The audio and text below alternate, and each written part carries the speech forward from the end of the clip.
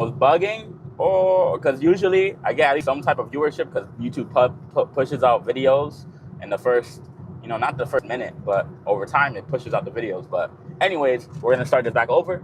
Day 5 of me streaming every single day until I become someone. I know this is not truly day 5, but I've been streaming every single day for, I started day 1 around 4 days ago, and I've been streaming every day after that. So I'm going to just continue that as a continuation. And this could be day 1 qualified to some people, or it could actually be day 5. But I'm going to qualify it as day 5. I'm not sure as to why it's not pushing out my video right now, but that's fine. This is the moments that matters the most. I'm speaking right now just to the camera. No one's with me. Do I let that demotivate me, or I let that motivate me? Because then this could be a story that you could tell. Alex Hormozzi says a lot of the times when he goes through a situation and he struggles with it, he thinks about how he can tell that story one day to his kids. So the struggle and the difficulty only adds and amplifies that effect, because it'll be a better story. So the struggle, 0 viewers, overcoming the adversity. And adversity could be real adversity that you're facing in real life that's stopping you and preventing you from hitting the set goals that you want to fulfill. And it could also be adversity of the mental struggle of trying something and not seeing anything. Delayed gratification is real, especially I feel like in the streaming world and everything. And it's saturated, it's oversaturated in a way. There's a lot of people pumping out videos every single day that have faith that one day one of their videos can hit and grow big. But to beat that competition, it's just compensating with discipline. Maybe I don't have the best equipment. Maybe I don't have the best terms or wordplay or speaking. But what I can have is effort. I don't know if you guys watched Black Clover before, but in Black Clover, one of Asa's main lines is, "My magic is never giving up." And I find that to be, and not lying, when I was watching Black Clover, it would get me emotional, because that is very beautiful. Because in a world full of people with magic, full of people with things that are overwhelmingly better than his magic is that he won't stop going. He will not lay down. He will continue to pursue. He will continue to go despite the adversity, despite the odds being stacked against him. He will pursue his goal and he will fulfill it. That's beautiful. And then there's a mixture of that and also Dragon Ball.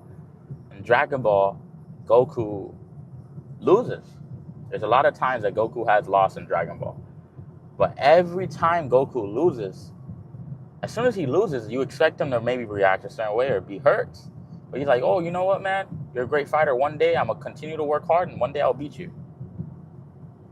It's beautiful, especially when he lost to Master Roshi in the first World Tournament. My bad if that's a spoiler. He, despite the struggle, despite the things that are going against him, Austin never gives up. And in Dragon Ball, you want to mix those two sayings and mix those up in your life. You want to have Asa's spirit, and you also want to have Goku's tenacity and his mindset in terms of when you're failing at things. Because I believe strongly that failure is one of the most quintessential things that you can have in your life. And if you're going to be an entrepreneur, if you're going to pursue business, if you're going to grow something that most people cannot grow, you need to have failure. You need to try. And even if you don't have the equipment, even if you don't have the best place right now, don't have a home, you need to start now. Urgency is one of the biggest separators right now in the world. Urgency. In a world full of people with short attention spans, one of the best things that you can have is a sense of urgency. Now the video is actually getting views. I honestly don't know what happened with the other live, because I was going live for like 8 minutes last time, and I guess it was glitched, or maybe it was privated. It was just speaking about general things. But I strongly believe that. Trial and error. Not only that, what I was speaking about in the last live, I might as well speak it again since there's some people viewing and watching, and I appreciate the likes that you guys dropped. And feel free to comment something. If you want to comment about fitness or lifestyle, comment or say hi. I would like to know who's watching it and interact with you guys. But since the people are now here in the live, this is going to be a series where it's live, a live series that you can follow me along, and I'll update you guys every single day on my process of me becoming. What does becoming even mean? It's very broad. Becoming means becoming someone of purpose, becoming someone of value and success. That can be ministry, that can be a business. What I want to do is share my faith, share my faith and also become a personal trainer, entrepreneur, and become successful in that field. And you guys can follow me along with that. And that's the goal of this series. It's basically a follow along, get to know me as well. Leonidas says, hi, what's going on, Leonidas? What's going on? So yeah, this series is about me just updating you guys and going on live where you guys can interact with me as well. And we can share ideas. I'm just going to keep coming with updates. If I get a brand deal, if I get monetization, if I hit X goal, if I hit other goal, you'll get it updated live with me. And you'll be able to follow me along the journey, not only within a video where you're not attached to me, but a lot of people have that already. This series where they go through their goals and accomplishments and update you along the way. But a lot of people don't have a live where you can see and follow them along and even join them on the journey yourself. You can learn things with me. Cyril Bud says, nah. What do you mean, nah? So along with that, let's talk about something that is also fascinating to me that I've also learned throughout my life. Messing with other entrepreneurs and people that I've met with that are successful. Trial and error. The importance of trial and error as well. I've spoken about failure, which they kind of go in with one with another. Trial and error and failure. But trial and error is basically the concept that the more times you complete a task or finish one, the more familiar you are with the said task. So even if you're not in the best position right now, you getting more familiar will put you ahead in that said situation simply by just acting. The principle is action will always prevail over non-action. It's very simple and mathematically sound. You need to continue to do something. Even if you don't know what you want to do, you need to act on whatever you see in front of you. And it's actually a biblical principle. God says in Colossians, not very sure, but in Colossians, work heartily for whatsoever. It doesn't say specifically what you need to work on, but God says for whatsoever your hand finds and touches, do it with all your might as if you're doing it for the Lord. What's going on, Colin? What's going on, Colin? Let me see if I could get my train of thought back. Yeah, God wants us to do that. And in Colossians, he speaks about how whatsoever, he doesn't say anything specifically, or you need to do X thing as hard as you can. He says, for whatsoever your hand finds and touches, do it with all your might as if you're doing it for the Lord. That means action is very important. Apathy, we have seen that a lazy man lets his vineyard grow, and a bunch of terrible things about apathy and laziness in the Bible. It speaks strongly against it. So we know that God is opposed to laziness and things that's contrary to his character, because God made the earth in six days, and seventh day he rested and he worked hardly for those 6 days. When God came on earth as Jesus Christ incarnate, God in the flesh, he worked hardly. 30 years he was a carpenter, and then he worked hardly on his ministry and died and rose from the dead. Clearly, a God is a God of ordinance, work, and effort. We must, if we want to follow his example, we must be people of labor. We must be working. And matter of fact, God kind of ingrained that within our bodies. The less work you do, the more likely you are to die. A lot of people, when they retire, they end up becoming bedridden very quickly, because the minute they retire, they stop moving and they start to rest. Rest is one of the things that you should be utilized in the right amount of time, right place But if you overutilize it, just like anything, we could overconsume water. You can overconsume anything, even if it's really good for you. So rest is really good for you in the right times, the right places. But if you overconsume rest, or you overuse rest and overdo rest, you will then be detrimental to your own body and health. It's different for when you're already active. If you're very active, you taking a week, a month off. I'm not saying speaking against vacations or resting. Resting is very important.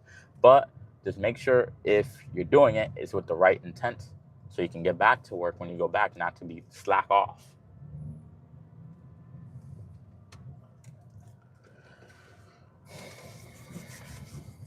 Another thing I could speak about I would like to speak about is internal and external goals. When you make a goal, you want it to be attached to something internal. Here's the problem when you make a goal that's reliant on external factors. It becomes very outcome dependent. It becomes something that is outside of the said task itself and you itself, which makes it uncontrollable. The more uncontrollable your motivation is, the less you can have. And although motivation is not very important, discipline overrides it. But one of the ways that you can have a high amount of will and passion for something is by making the right framework in your mind and the right assumptions in your mind, so you could then pursue it correctly with the right motivation. Make sure you always analyze any goal that you set. I spoke about SMART goals before in one of my public speaking videos, and now I'm speaking about how you should set the goals and what framework they should have. Because I talk about how it should be specific, measurable, attainable, timely, and realistic and timely. SMART goals. But it's also very important that those goals, maybe they fit all those things, that they have internal motivation attached to it. So you should be feeling good as you're working. LeBron once said, I think when I was playing 2K14 on the cover, one of the things he said is, you must fall in love with the journey. And truly, I'll say to you, at least in my fitness journey and guitar and everything that I've tried to get decent at, the best part of it was not completing the set task or getting good at the set task. It was the journey. It was the errors. It was the struggle. That is what makes it good at the end of the day.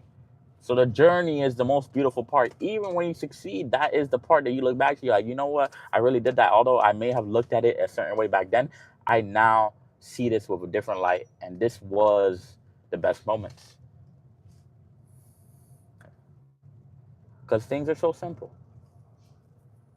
So love the journey. Set goals that you can hit incrementally, instead of setting goals that are so far into the future that you don't even feel like even attempting or starting, because you're not going to get any high until you end it, until you finish the whole goal. Your goal should be, I hit a goal here, I feel good. Okay, maybe you hit it in 3 months. But within those 3 months, you should have small mini goals that you're hitting timely, so you can continue to feel good within the process. Let's say you want to lose 100 pounds, 200 pounds. Those 1 pound a week that you're losing, 2 pounds a week that you're losing, those should be highs. Those should make you feel good, and it's going to motivate you and fuel you so you can keep going forward and keep pursuing what you want to do. So internal factors, things that you can't control, that is how you keep a very strong complex of motivation and drive for what you want to pursue. Hey, what's going on, by the way, Colin? How you been, bro? And I'm happy to see you here, by the way. My bad for yapping like that. I just had a few things when I get on the live that I wanted to talk about. I don't know if you missed it or not, Colin, but when I first got on the live, I was speaking about how this is going to be now a series. I know it says day 5, even though the other videos prior don't say a day 5, but I started day 1. It's been like 3 to 4 days past that day. So I ended up just naming this day 5. But this will kind of be the day 1 of it. I'm going to be streaming every day, updating this chat, updating you, updating everybody about the journey of me becoming a personal trainer and a gym owner one day, and someone that's maybe successful on online training. And I'm going to update you guys on the brand deals, on the sales and everything. Not specific sales, because some might be private and some brand deals might be private, but I'm going to update you guys on how I'm doing and the journey and what I'm learning. So a lot of people have series on YouTube about how they made it successful, but a lot of people don't have lives as they're becoming successful. And that's where I'm at. And that's what this series is going to be. So you can go follow along with me and chat with me and ask me questions. Good. I've been working out at school. Nice, Colin. That's pretty good, bro. That is a very good way of keeping your consistency. Because a lot of people wait until they get home, and that's a place of procrastination, to be honest. Home is a place of procrastination that can stop you from the task that you want to achieve. For example, if you want to do something online or personal training online, before you get home, you want to make sure that you pass by a coffee shop, or maybe you carry on your computer so you can then place yourself in a set situation where you already have your running shoes, to say, in some sort, right? One of the methods of getting yourself to run in the morning is going outside instead of focusing on running itself, but just focus on sitting on the bench outside and putting on your running shoes. If you don't want to run really that badly, go ahead and walk back inside after you have the running shoes. But most of the time, after you're outside with the running shoes on and you already started the action, you're just going to act because of the convenience of it. That is how you can also utilize that same concept and principle for on things that you want to do online and pursue content, business, job opportunities, conversations. That is how you start it. Put yourself in the right environment, and placement is also very important. So you placing that right after school or doing it at school is going to place you in an environment where you don't have time to procrastinate. You don't have time to stop yourself from achieving what you want to achieve, which is working out. So that's really good, very smart. Another thing you could do for people that do work a job, I used to do this before when I was starting a foundation, is before I get home, I'm making sure I'm in the gym, because I did not trust myself from going home and then going back to the gym. The likelihood of me going back to the gym after I was already home is very, very, very, very, very, very low. So the best option for me was to go straight to the gym from work. So I'll recommend that to anyone that started. Colin says we worked on abs, biceps, triceps for arms and backs and back and legs. Dang, so you basically did like a full body workout without chest. That's crazy. That's pretty solid, man. That is pretty solid. My vocals are cooked. My vocals are cooked.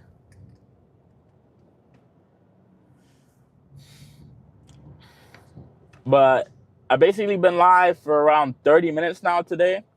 My other live, I don't know what happened. Maybe it was glitched. It wasn't put in the system correctly, or to the point where it was not feeding me views or people or retention at all. So that was pretty good. I feel like my public speaking muscle, some days it's on fire and I could just speak and get on the flow on things. And some days I'm just silent and I don't have much things to say, but that's normal because that's life. Because today I feel on fire. I feel like in the flow state where I could just speak about various subjects and get things off my mind real quick, boom, boom, boom, boom, boom, boom. You know what I'm saying? Malik says, hey, says hi. Says he? I don't know what you mean by he. But yeah, I think I'm going to end this live and kind of start to think about what I'm going to say on the next public speaking video. If you want to, if you're anyone that's passing by, Colin or anyone, we also did push-ups for our chest.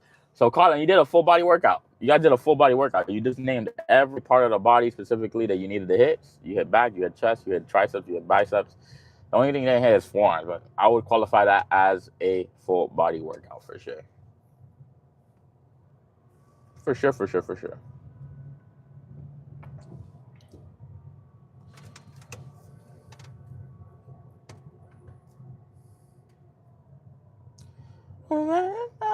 I need to build up my vocabulary because a lot of times I can't find the right words to articulate the certain feelings and emotions I'm feeling when I'm live or doing the public speaking videos. I can't articulate myself fully because I don't know what words to describe what I'm trying to place in a succinct and efficient way. So I need to build a vocabulary. It is of utmost importance that I start to focus not only on the speaking, but also learning and attaining new words and having better grammar. And that's going to take writing, that's going to take effort, that's going to take memorization, but one step at a time. It's not a race, it's a journey. Ooh-ah-hee-oh, ooh-ah-hee-oh.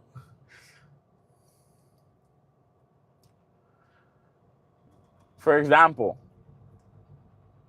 one of the things right now that I'm doing, which is going live on the way home, is a way of stopping myself from procrastinating, from not achieving or completing this task, and having it forcefully done.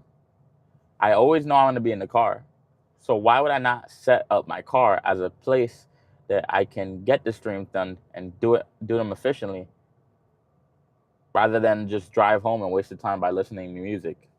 Try to find a way to twist things that are seemingly pointless to be working for your benefit and productivity.